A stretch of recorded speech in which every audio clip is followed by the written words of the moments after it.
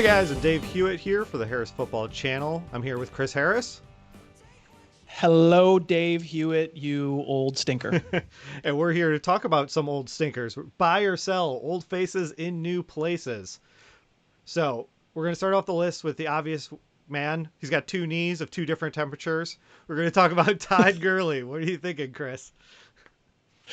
I'm thinking he's not a Ram anymore is what I'm thinking. He's playing for the Falcons. I don't have a lot of amazing new insights about Todd Gurley. I have spent most of my career, it now feels like, defending Todd Gurley.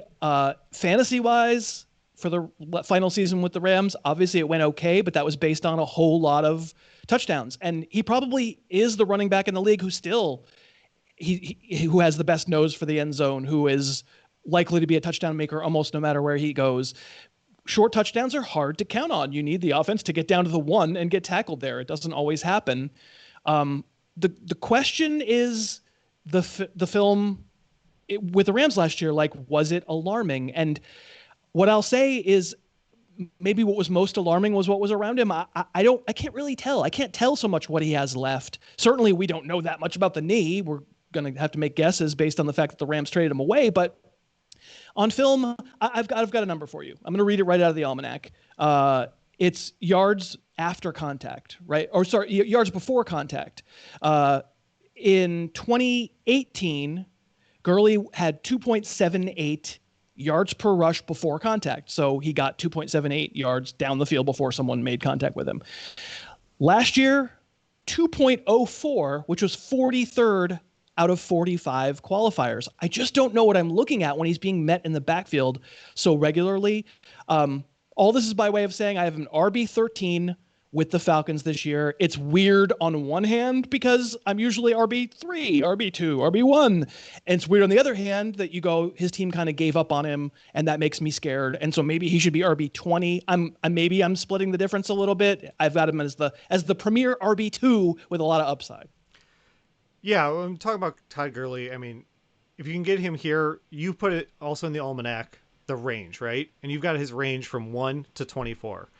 So, people might be scared of Todd Gurley, he's also kind of scary upside. If you can get an RB2 with a RB1 upside, there's great range. And you got to kind of make that call for yourself. So I want to plug, Dave Piper made a video for us on Todd Gurley.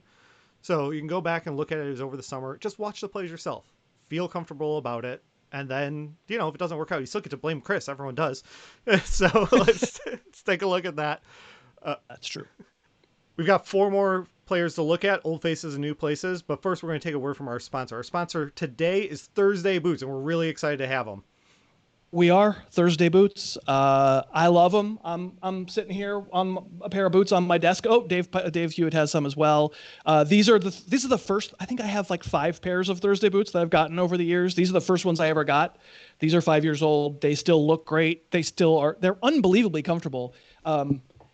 The secret, I think, is they have this cork bed midsole. It conforms to your foot. Like the first time you wear it, it starts being broken in right away. They don't take time to break in.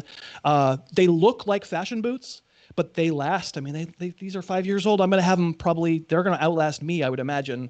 If you're thinking about a new pair of boots, they're a great company. They're in New York. I've been to their offices. They're really cool people, and they make an amazing product that's an incredible value. It's thursdayboots.com/harrisfootball. I've known them for 5 years, ever since I've had a podcast, basically. And Hewitt, you've probably worn your pairs less time than I have because you just got them. I just got them, but I'm really excited. I gotta say, I've heard you talk about Thursday Boots for a while on the podcast, and now I finally got my first pair, and I was nervous to get them because I wear boots for like construction and Michigan winters and stuff. And I thought, on the yacht, how much does he really get the boots to test it out? They're substantial. They're real. They're good for work. They're good for play. They're great. Thank you, Thursday Boots, for sponsoring. All right. And back to our list. We're looking at old faces in new places. I'm going to keep saying that till you guys get sick of me. Next up is the man everyone loves to hate, except us, kind of. Melvin Gordon. What you got for me, Chris? I mean, so Melvin Gordon, I don't know, Todd Gurley, Melvin Gordon, it might be a contest for who gets hated more, but Melvin Gordon also winds up with a new team. It's funny. Wouldn't we have a different perspective of Gordon going to the Broncos had he not held out last summer? Had he given us the full season, had he not missed the month and then had a couple of weeks of kind of production when he's working his way back into shape, because he was great from like week 8 forward. He was fantastic last year, not just statistically, but I go back and watch film.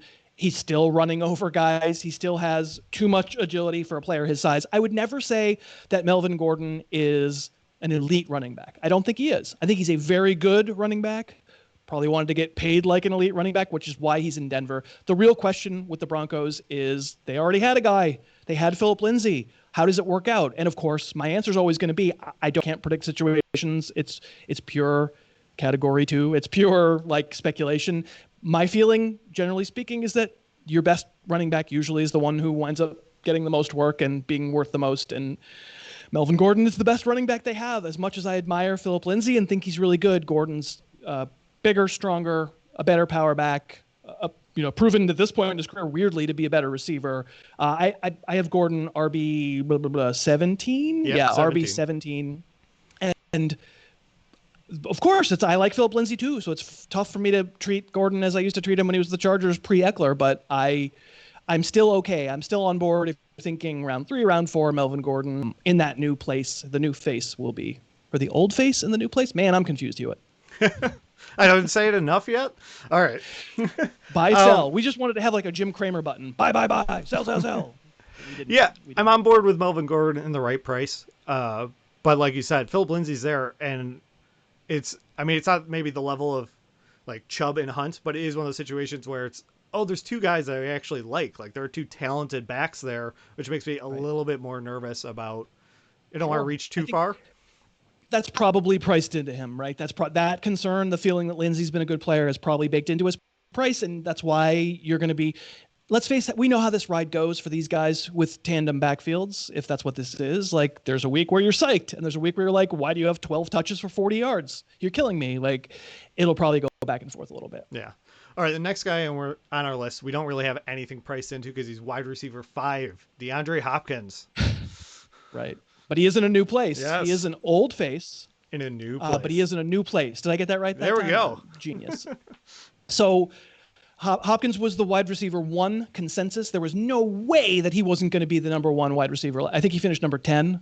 He had an okay year with the Texans last year. He goes to probably a very different style of offense with the Cardinals. Certainly a different kind of quarterback. Deshaun Watson, a lot more polished as a thrower at this more advanced stage in his career than Kyler Murray is heading into year 2. But we have hopes. Murray certainly has a big arm. We have hopes that as a reader of defenses, he can approach what Deshaun Watson will be, maybe at some point in his career. What we're going to get in Arizona with Hopkins is a lot more receivers on the field at all times. They're going to run. There's never going to be a play they don't have 3 wide on there, and they ran 4 wide so much more than the rest of the NFL that it's almost comical. It's like, I don't know what the number is, but it's something like everybody else did it 100 and they did it 200 or something. It's ridiculous. So I think there's a potential to be concerned, to say, man, the more receivers on the field, the more concerned I am someone else is catching the ball. And instead of 11 targets a week, now it's 8 targets a week. And that might not sound like a lot, but it definitely can influence the results. And in the end, I just don't care. In the end, I'm still going to make Hopkins number 5. He's not number 1 this year, but I have a top 5 among receivers that I feel great about, and Hopkins is still in that group. Christian Kirk's a good player. They've got other bodies there. I'm recognizing that it's a different kind of situation, but Hopkins' quality as a player is still too good. Yeah, I'm excited about Hopkins every year, honestly. He just pops when you watch him. He's just such a great player, and I'm not worried about the surrounding pieces because he does so much that the way how many like at the edge of the sideline catches have we seen him just get those feet down? It's just incredible. It's the way his teammate Kittenmans has incredible hands. Like you just look and go, this guy's got something special about him, and it makes me less worried. Maybe the best hands in the league. Well, so I'll ask you the question right back to you then. I have him at 5, and probably not having him at 1 and having him at 5 instead is somewhat thinking, I don't exactly know how this works out. Could there be a transition problem? Kyler Murray didn't really show me all that much as a thrower last year. I baked all that in, and I don't love to look at situation, but I know what Kyler Murray is as a player. Wound up with him at 5. Do you disagree? Would you have him higher? I personally might sneak him a little higher. Might go ahead of Adams for me, but that might just be a bias, Okay. right? I've got a friggin' Bears pennant right here. I might just be crapping on the Packers. Not intentionally, but like Hopkins is just one of my guys. Like I Yeah, drafted him in a dynasty as a rookie, and I've had him, so I have an affinity for him already. absolutely. Get it. I get it. The next guy I also have affinity to. We all do. Stephon Diggity. We sure do. Except for he's the one right on this list, at least so far, where you go, I have to dig him for the new place. Yeah. And yet, maybe I don't know. Okay, so Stephon Diggs, he goes from Minnesota, he goes to Buffalo, he goes from one extreme type of quarterback, Kirk Cousins, to another extreme, the other extreme, which is Josh Allen. And the notion is, this is a total side note, Hewitt, but it's so interesting that it seems like the intelligentsia is coming around to the idea, even though as we like the Bills, maybe as the favorite in the AFC East, but people are kind of starting to realize I don't really care about Josh Allen's fantasy numbers. He's not very good. Have you noticed that? People are willing to say that now rather than just being like, I don't care, he's great, fantasy points, blah. I think you're more tapped into that, whereas Okay. I'm feeling the excitement of Bills fans that haven't had anything to be excited about for a while. Very much so. Sure. Just like it's finally our year, and the season's going to get canceled. Right. Don't get it canceled. I'm so excited for this year. Right. Well, there's that. I'll just say about this. Like I think Bills fans have every right to be excited. I think most of them that I'm in contact with are like, I hope Josh Allen doesn't screw it up. Like he seems like the linchpin of what will or won't make the season work, and that would therefore apply to the linchpin of whether he makes Stephon Diggs work or not work. And the argument that I can talk myself into is, Diggs is just a great route runner, maybe the best route runner in the league right now. He gets open, and he gets open down the field with very good speed, but the quickness is, just sort of off the charts. And there are times on film with the Vikings where Kirk Cousins doesn't take the shot. I don't think we're going to have that problem.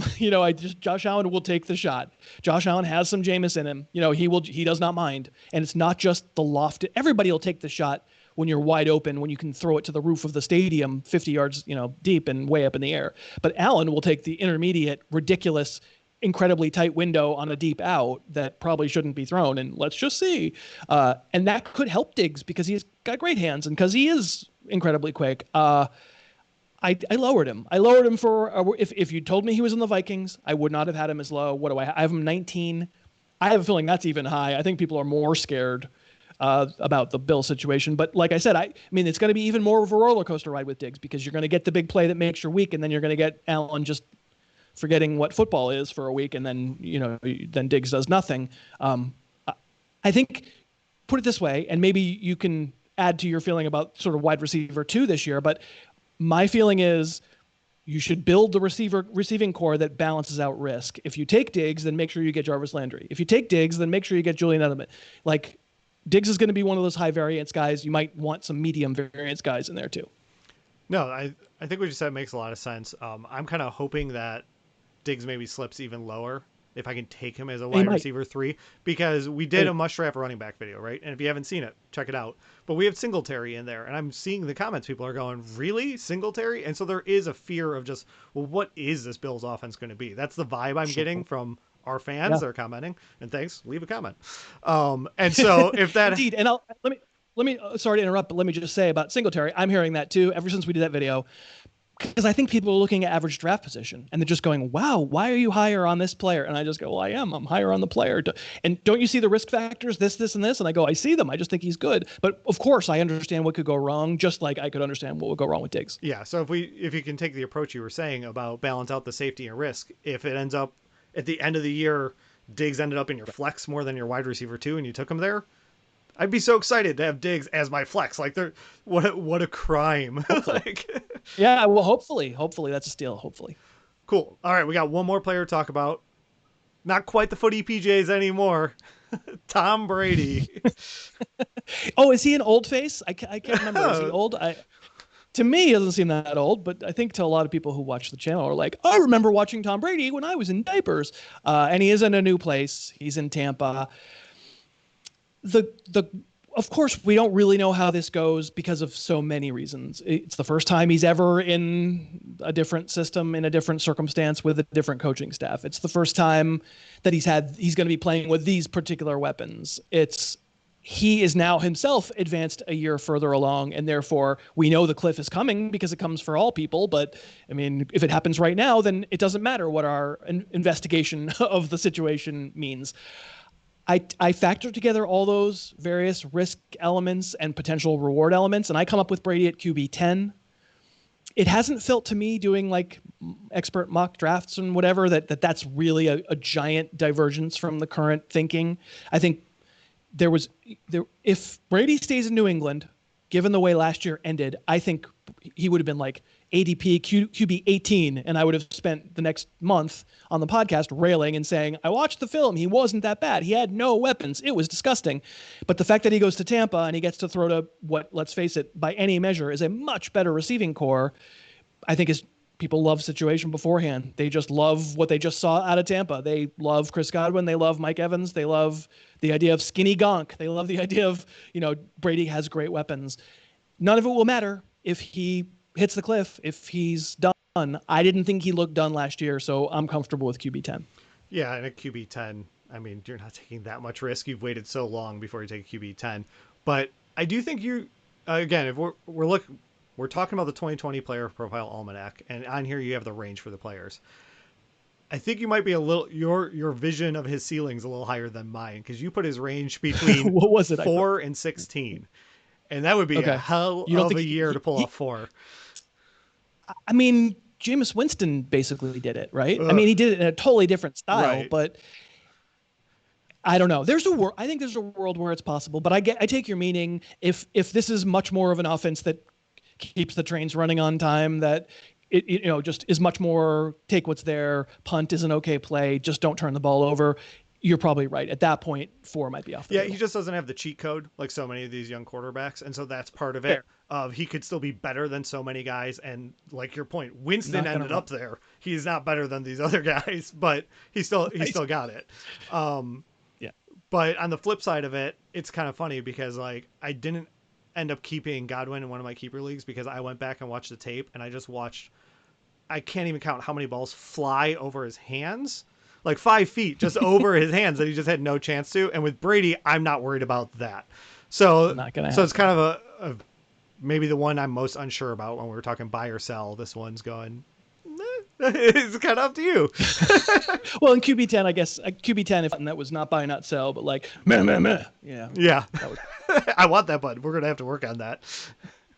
Cool. Well, that's 5 new faces in old faces in new places, and we're taking our info from Chris's work ranking the 2020 Player Profile Almanac. So Chris, thanks for joining us. Thanks for writing it. If you guys haven't done it, go to Harris Football and pick up the book. And if you have, keep watching the YouTube channel. Thanks so much for watching. Please, please, please smash that like button, write a comment, tell us who else you'd like to see us review film on, and of course, best of all, please subscribe to our channel and then click that little bell above the subscribe button and you'll be notified whenever we post a new video.